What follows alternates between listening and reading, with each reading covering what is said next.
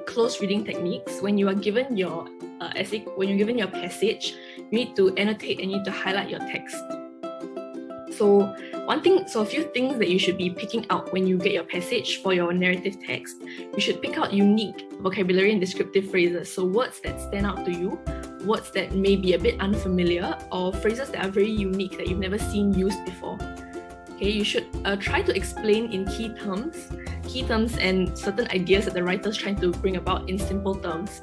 So when you see like a lot of when you see it in the passage, you underline and then you write down and explain it in your own words in terms that you can understand. Okay, you have to indicate any figurative language or literary devices.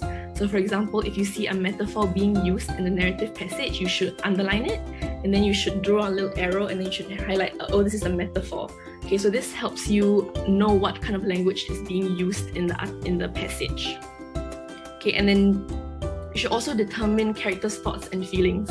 So when you see it in the passage, you underline again and then you highlight, oh, the character here is feeling sad, or the character here is feeling anxious. Okay, because these are all things that will be tested in the questions. Okay, so when it comes to your introduction, okay, what you have is, this is where you have to give a bit more background knowledge, a bit more context, and this is also where you explain your thesis statement. So one very good way to understand how you structure your introduction is you can think of it as like an upside down triangle. Okay, so you start off with giving something very general, so very broad. So you start off by giving your background knowledge. So you give your context, you explain a bit more about the situation, and then you start to narrow down your scope.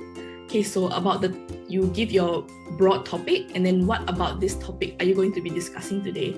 So you start to narrow it down slowly. And at the very end of it, you give a more specific stance. So this is where you give your topic statement, your thesis statement. So this is where you introduce your argument. Okay, so you can see you kind of move from something very general to something very, very specific to your essay. We today are enjoying our lives to the fullest. People relax as soon as they play it on the computer. Due to this, many do not interact as much as we used to in the past. However, we think that the people are here now than in the past. Yet, there's still a lot of corrections needed to be made. But yes, many people still question our happiness. Thanks to a new technique that involves analysis, the sentiment behind the words used in millions of pieces of text over the last 200 years, we can solve the issue of whether we are happier now than in the past. Okay, so is there any error for line number 2? Similar change to similarity. Yeah, okay. Okay, does anyone know if there's an error in line 3?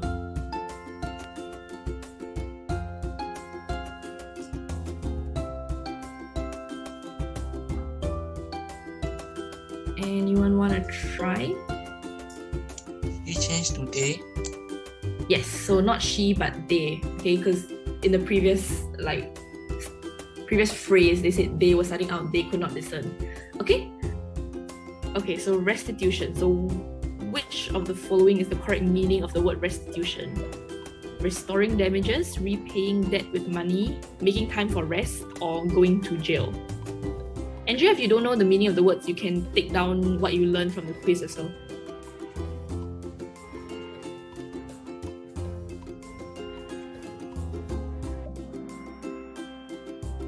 Yep, so restitution means to restore damages, so it's like reparations in that sense.